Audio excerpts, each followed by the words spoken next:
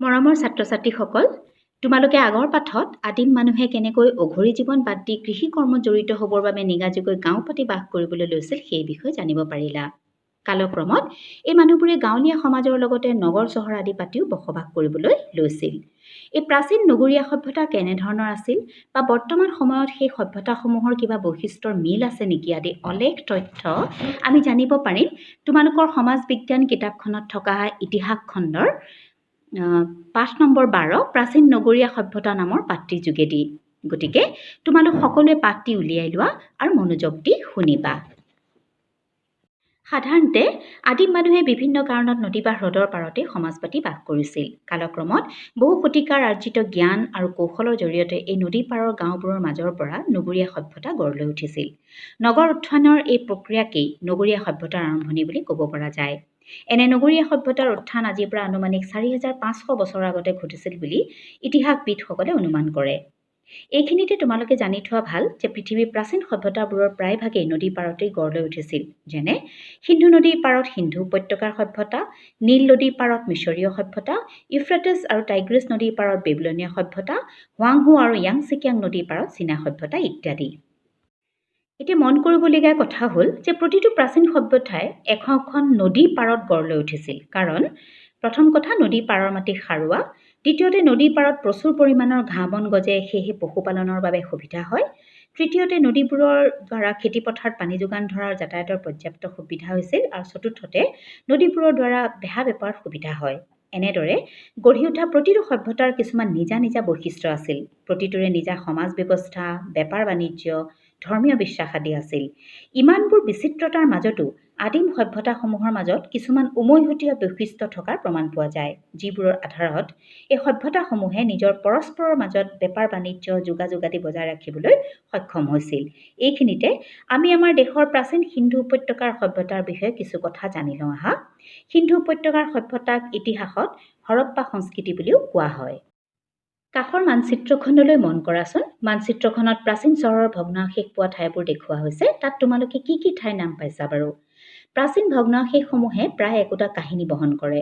তেনেকুৱা কিছুমান ভগ্নাৱশেষৰ ওপৰত অধ্যয়ন চলাই প্ৰত্নতত্ত্ববিদসকলে একমত হৈছে যে আজিৰ পৰা প্ৰায় 4500 মান বছৰ আগতে আমাৰ ভাৰত উপমহাদেশৰ সিন্ধু নদীৰ পাৰত এক অতি উন্নত মানৰ সভ্যতা গঢ়ি উঠিছিল।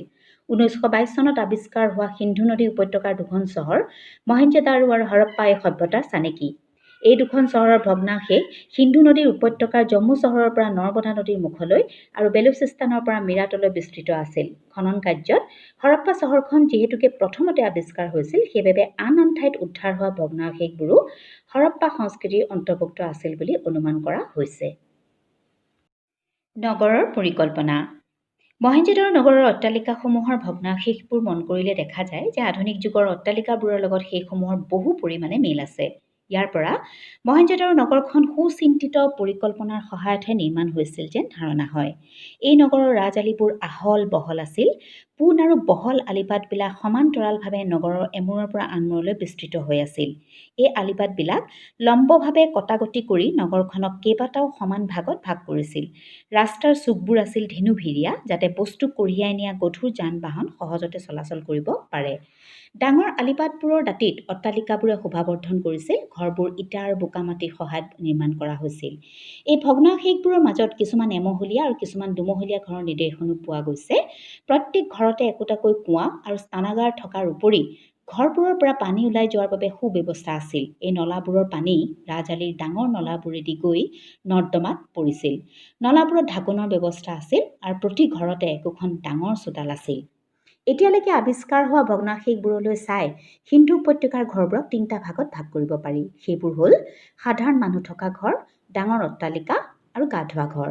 মহেঞ্জোদাৰোত আৱিষ্কৃত হোৱা ভগ্নাৱশেষবোৰৰ ভিতৰত আটাইতকৈ উল্লেখযোগ্য নিদৰ্শন হৈছে ৰাজহুৱা স্নানাগাৰটো।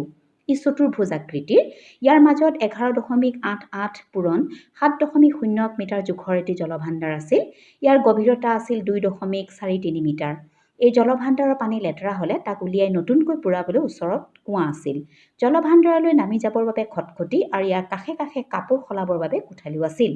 মহেঞ্জোদাৰো আৰু হৰপ্পা এই দুয়োখন নগৰতে থকা ঘৰ, স্নানাগাৰ আদিৰ উপৰি কেইটামান ডাঙৰ ভঁৰাল ঘৰৰ ভগ্নাৱশেষো পোৱা গৈছে। ওচৰৰ গাঁওবোৰৰ পৰা সংগ্ৰহ কৰা শস্যবোৰ সম্ভৱতঃ এই ভঁৰালবোৰত জমা কৰি ৰখাৰ ব্যৱস্থা আছিল। নদী উপত্যকাত গঢ় লৈ উঠা কাৰণে হৰপ্পা সংস্কৃতিৰ মূল অৰ্থনৈতিক ভেটি কৃষি আছিল বুলি অনুমান কৰিব পাৰি। তেওঁলোকে বিভিন্ন ফল-মূল, গাখীৰ আদিৰ বাহিৰেও ধান, মাহ, বাৰ্লি, তিল আদি শস্য উৎপাদন কৰি খাইছিল। ইয়াৰ উপৰি গোটেই উপত্যকাতে গৰু, ভেড়া, গাহৰি, কুকুৰা, ঘৰিয়াল আৰু কাছৰ মাংস খোৱাৰো প্ৰথা আছিল বুলি অনুমান কৰা হৈছে।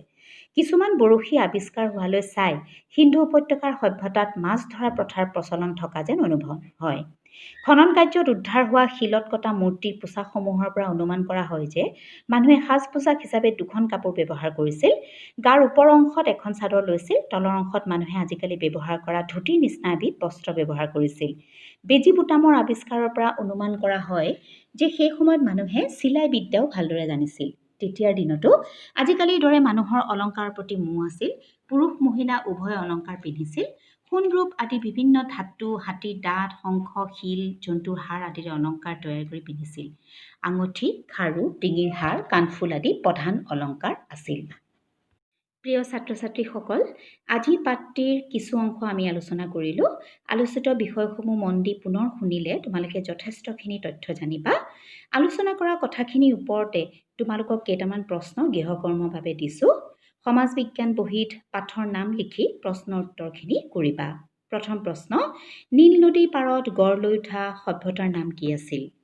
দ্বিতীয়, প্ৰাচীন সভ্যতাসমূহ নদীৰ পাৰত গঢ় লৈ উঠাৰ যিকোনো দুটা কাৰণ উল্লেখ কৰা। আৰু তৃতীয়, মহেঞ্জোদাৰোত আৱিষ্কৃত হোৱা ৰাজহুৱা স্নানাগাৰটোৰ ওপৰত এটি চমু টোকা লিখা। এই টোকাটো 5 বা 6 শাৰীৰ হ'লে হ'ব। আজিলৈ ইমানেই। ধন্যবাদ।